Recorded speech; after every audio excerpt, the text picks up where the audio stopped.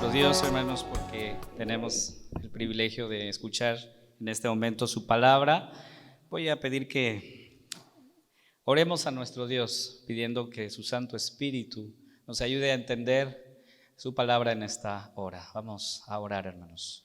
Padre, tú eres bueno, eres santo, y hoy nos acercamos a ti para implorar que permitas poder entender tu palabra, pero también, Señor, al recibirla con humildad podamos vivir de acuerdo a ella.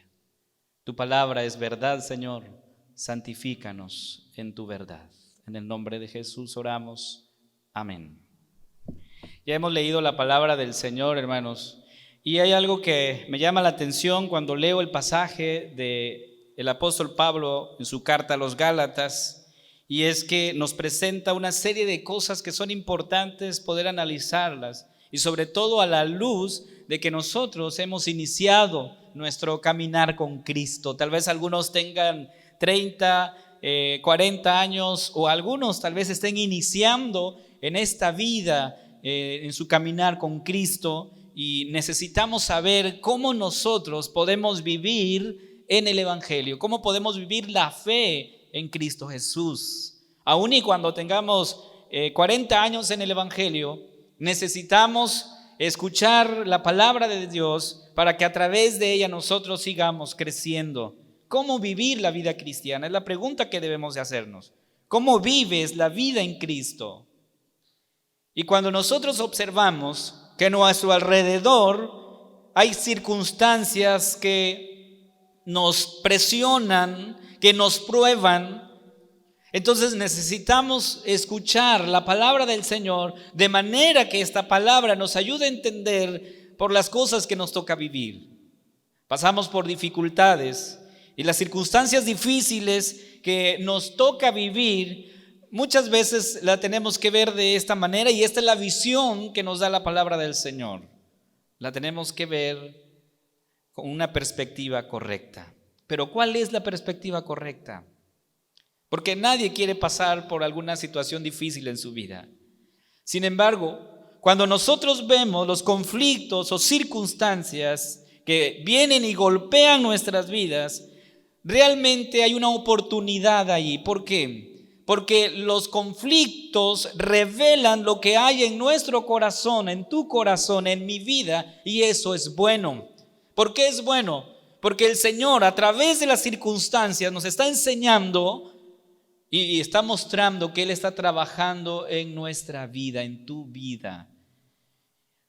Los conflictos revelan lo que hay en nuestro corazón. Y el apóstol Pablo en este pasaje hace un cuadro comparativo entre lo que es vivir por la fe y vivir bajo la ley o bajo nuestros esfuerzos humanos. Yo quiero ver contigo tres cosas.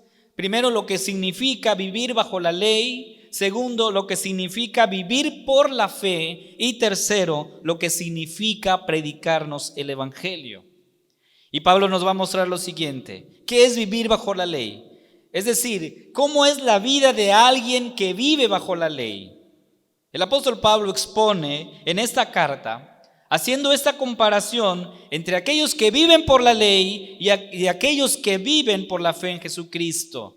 Y dice ahí el versículo 1, oh Gálatas insensatos, ¿quién os fascinó para no obedecer a la verdad, a vosotros, ante cuyos ojos Jesucristo fue ya presentado claramente? Y Pablo inicia este pasaje de una manera sorprendente. Y él dice que creer que por la ley soy salvo es vivir en desobediencia. Dice ahí el versículo, ¿quién nos fascinó para no obedecer? La palabra insensatos que menciona aquí Pablo, en el griego se lee como anoetos y se traduce como necios. Pablo está diciendo, son necios. Y no se refiere a la falta de inteligencia, más bien se refiere a la falta de obediencia. Pablo usa esta palabra de necios para decir, ustedes no están obedeciendo. Y luego usa otra palabra, porque aquí en este versículo 1 usa dos palabras claves, que es insensatos, y luego dice fascinó. La palabra en el griego se lee como baskaino y se traduce como embrujar o engañar. El apóstol entonces está molesto porque muchos están abandonando la fe verdadera. Están escuchando a maestros falsos que han engañado a la iglesia. Y el término fascinar aquí se emplea como un recurso para acudir a la manipulación, es decir, apelando a las emociones, convenciendo.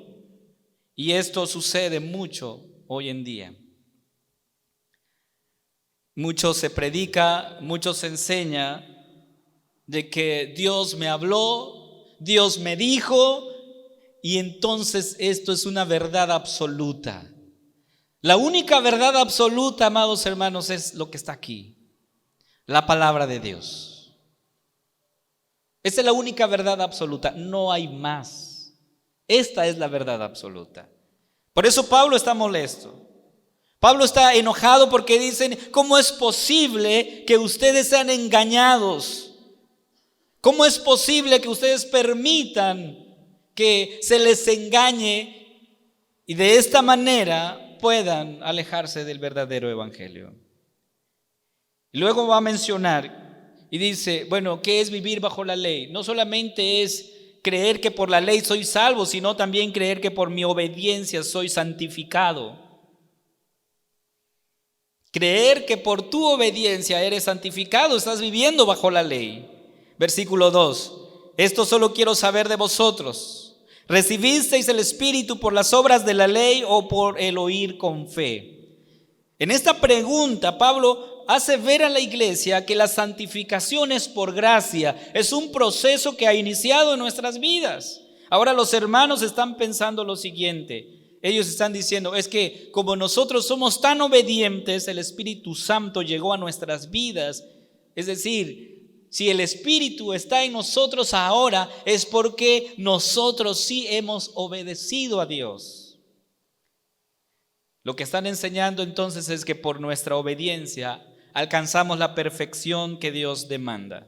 Y Pablo derriba este argumento citando en su carta a los Filipenses. Filipenses 1:6, el apóstol Pablo dice, estoy convencido de esto. O sea, Pablo dice, yo estoy seguro, yo estoy convencido de esto, que el que comenzó tan buena obra en ustedes, la irá perfeccionando hasta el día de Jesucristo. O sea, Cristo está trabajando en tu vida, Cristo está trabajando en mi vida.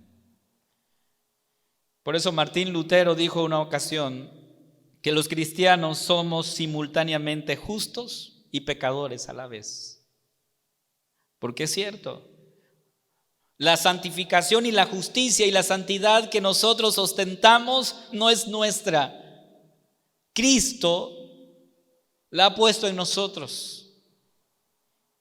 Y somos justificados por la justicia de Cristo. Y eso es el proceso que inicia en nosotros, la santificación. La obra que Cristo ha comenzado en tu vida la va a perfeccionar. Y esto es un principio fundamental en la vida de una familia, de un matrimonio. Cuando nosotros logramos entender que Cristo está trabajando en mi esposo, en mi esposa, entonces yo voy a entender un principio fundamental, que es entender que si de repente se enoja, significa que Cristo está trabajando en su vida. Porque Cristo está trabajando en nosotros, hermanos. Pero a veces nosotros pensamos y queremos realmente ver en la otra persona que ya cambió completamente y que todas las cosas las va a hacer perfectamente, y eso no es posible. Porque vivimos en un mundo corrupto, somos pecadores. Y muchas veces nuestro pecado va a salpicar a las demás personas. Y por supuesto somos llamados a vivir en santidad, pero en ese proceso fallamos muchas veces. Pero no solamente eso se estaba viviendo en la iglesia, porque muchos estaban mostrando y enseñando a la iglesia que si ellos obedecían a Dios, iban a ser bendecidos. Entonces, como que el premio de la bendición se debía a la obediencia. Y Pablo dice, no es así. Y esto tiene mucho que ver con lo que vivimos ahora, porque se enseña hoy, o se nos llama, usan este término, siembra, porque eso va a traer como resultado bendiciones o sanidad en tu vida. ¿Quieres ser sano? Siembra. Es un pecado enseñar eso, porque eso no es el evangelio, hermanos. Yo les pregunto, ¿por qué nos bendice Dios? ¿Por qué te bendice Dios? ¿Porque eres muy obediente? ¿Por eso te bendice el Señor? Su bendición se basa en nuestro comportamiento, es decir, Dios es movido con base en nuestra actitud y como ve que nos portamos bien, entonces nos bendice. Y realmente, hermanos, hemos entendido en la palabra que Dios nos bendice porque nos ama, por eso lo hace, y no por las cosas que hacemos o por las cosas que dejamos de hacer, porque si así fuera, no recibiéramos ningún bien, porque aún nuestras buenas obras, dice el profeta Isaías, son como trapo de inmundicia. Ahora, qué importante es esto, hermanos, porque nuestra obediencia está manchada con nuestro pecado. Y por eso en Cristo es que somos bendecidos.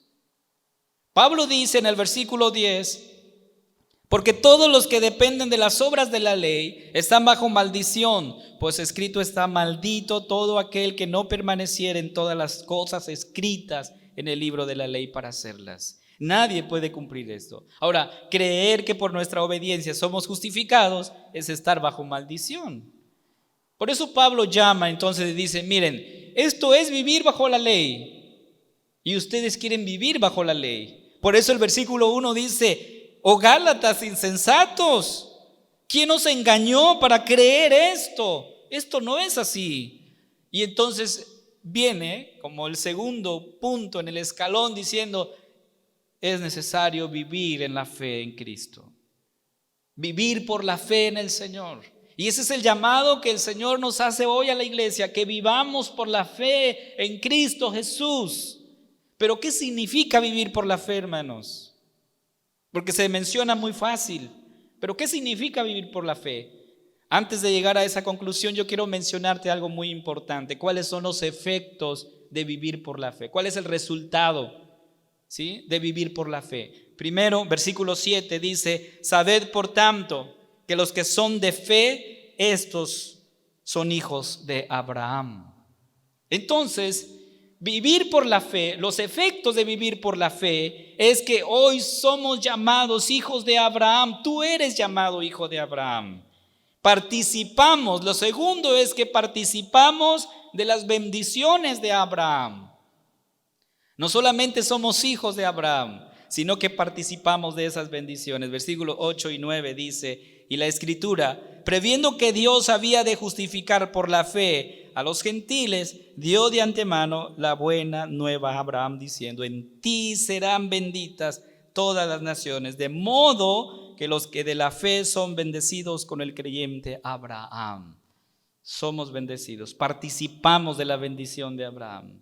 Y no solamente eso, el efecto de vivir por la fe es que somos justificados. Versículo 11, y que por la ley ninguno se justifica para con Dios.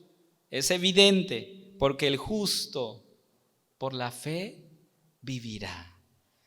Un pasaje clave, hermanos. El justo por la fe vivirá. Y esto no es nuevo.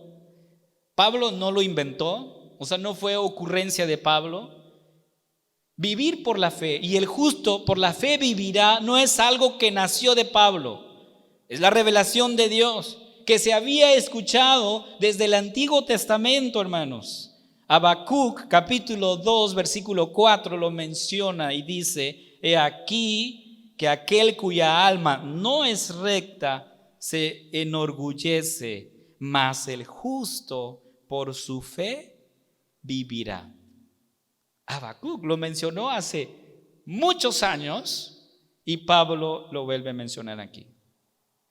El apóstol lo retoma en su carta a los romanos y siempre ubicamos esta frase como de Pablo diciendo el justo por la fe vivirá, pero era algo que Habacuc había mencionado. Romanos 1:17, pues obviamente es un pasaje que también más de una vez lo hemos escuchado y dice: porque en el Evangelio la justicia de Dios se revela por fe y para fe, como está escrito, mas el justo por la fe vivirá. Y una vez más, en su carta a los Hebreos, se nos vuelve a mencionar esta frase: el justo por la fe vivirá. Hebreos 10:38, mas el justo vivirá por fe, y si retrocediere, no agradará a mi alma. Por lo tanto, hermanos, el evangelio que predicó Habacuc es el mismo evangelio que nuestro Señor Jesucristo enseñó, es el mismo evangelio que Pablo siguió predicando, y es el mismo evangelio que seguimos predicando hasta el día de hoy. El justo vivirá por la fe. ¿Pero qué es vivir por la fe, hermanos? ¿Qué significa vivir por la fe? Vivir por la fe significa creer, pero ¿creer qué? Creer que tú recibes la maldición que prácticamente se le atribuye a Cristo. En otras palabras, Cristo está recibiendo la maldición que yo merecía. Eso es creer que soy salvo por la fe. Y eso es vivir por la fe, que Cristo murió en mi lugar, que Cristo recibió lo que yo debí de haber recibido. Versículo 13 de este pasaje. Cristo nos redimió de la maldición de la ley, hecho por nosotros maldición, porque escrito está: maldito todo el que es colgado en un madero. O sea, Cristo fue tratado como un maldito. Cristo recibió la maldición en su cuerpo por nosotros. Eso es vivir por la fe. Por eso Pablo en su carta a los Corintios, 2 de Corintios 5:21, menciona: al que no conoció pecado, por nosotros lo hizo pecado, para que nosotros fuésemos hechos justicia de Dios en él. Ahora yo quiero preguntarte, si en Cristo recibimos la promesa del Espíritu Santo, como dice el versículo 14, ¿quién eres tú para recibir ese honor? ¿Quién soy yo para recibir ese honor de Cristo? ¿Quiénes somos, hermanos? ¿Acaso usted no falla? ¿Acaso usted no peca? ¿Qué tan santo vivió esta semana? Si tuviéramos alguna forma de anotar todas las cosas que hemos hecho en esta semana, ¿cuál de todas ellas fueron gratos y agradables delante de Dios? ¿Honró el nombre de Cristo? Y es una pregunta que debe de alguna manera llevarnos y decir: Señor, es cierto, no soy bueno, no soy justo, pero tú me tratas como justo. Tú me tratas como santo. Eso es la bendición de Abraham que dice Pablo aquí. Entonces, no creer esto es vivir bajo la ley, es vivir en desobediencia al evangelio. Por eso el apóstol Pablo ahí en el capítulo 2, versículo 21 dice: no desecho la gracia de Dios, no la desecho. Porque creer en el evangelio no solo es estar de acuerdo con las afirmaciones sobre Cristo. ¿Cuáles son las afirmaciones de Cristo, hermanos? Nosotros creemos, afirmamos y confesamos que Cristo murió y resucitó. Y muchos dicen: eso es el evangelio. No, es parte del evangelio. Cristo, es cierto, murió, resucitó. Pero el evangelio va más allá de eso, hermanos. En ocasiones he escuchado a hermanos que dicen: estoy esforzándome por ser salvo, para no quedar a medio camino. He escuchado muchas veces eso. No, hermanos, tú no puedes, por más que te esfuerces para ser salvo, no podrás ser salvo. Porque la salvación es un don, es un regalo gratuito que Dios nos ha dado. Y un regalo no se gana, se nos da. No se obtiene por la fuerza, se recibe por gracia. Y el Señor nos da el regalo de la vida eterna. Cuando el Espíritu Santo entonces aplica esta verdad a nuestro corazón, adquirimos una responsabilidad, y es esta: debemos predicarnos el Evangelio todos los días. ¿Usted se habla a sí mismo? Yo en ocasiones lo hago. De repente hay cosas que están pasando y le digo, y me digo a mí mismo, o sea, Amílcar, ¿qué está pasando contigo? O sea, me hablo a mí mismo y no es antibíblico. De hecho, el Salmo 103 es algo que David lo hizo. Él dijo: bendice alma mía a Jehová y bendiga todo mi ser su santo nombre. Él se está hablando a sí mismo. Ahora, hay algo importante que tú debes hacer: hablarte a ti mismo. ¿Pero qué? El Evangelio. El Evangelio, debes predicarte el Evangelio. ¿Por qué, hermanos? Porque todo el tiempo nos olvidamos del Evangelio. Dice el pastor Miguel que la palabra es el instrumento de santificación. No es la palabra recordada la que me santifica, sino la palabra aplicada. ¿Qué está diciendo esto, hermanos? Que tú puedes leer la palabra muchas veces, pero eso no te va a transformar. Conozco a muchas personas que han leído 4, 5, 6 veces la palabra, pero eso no transforma. Y usted se preguntará: bueno, ¿y entonces? Hermanos, hay personas que hacen documentales, que han hecho documentales de la Biblia y se han leído la palabra del Señor. ¿Qué dice Santiago al respecto? Que no solamente seamos oidores, sino que hacedores. Porque si tú lees y no haces, prácticamente, hermanos, no estamos haciendo el trabajo completo. Tenemos que vivir la palabra, vivir en la palabra, hermanos. Por eso la esencia del Evangelio no es cómo vivir la vida cristiana, sino qué ha hecho Jesús por nosotros en la cruz. ¿Qué hizo Cristo por ti? Y yo sé que muchas personas nos ven a través de la red social. ¿Te has preguntado qué ha hecho Jesús por ti? Hermanos, ¿qué hizo Jesús por ti? Y usted me dará una respuesta que he escuchado muchas veces: no, pues me salvó, murió en la cruz por mí. Y es cierto, eso es verdad. Pero a veces creemos que solamente Cristo hizo eso, que nada más ahí se quedó, que Él murió en la cruz, que me salvó y ahí se quedó. No, el Señor está obrando en nuestras vidas todos los días. Nos está santificando, porque esa obra que Él comenzó la va a perfeccionar hasta el día en que Él vuelva por su amada iglesia.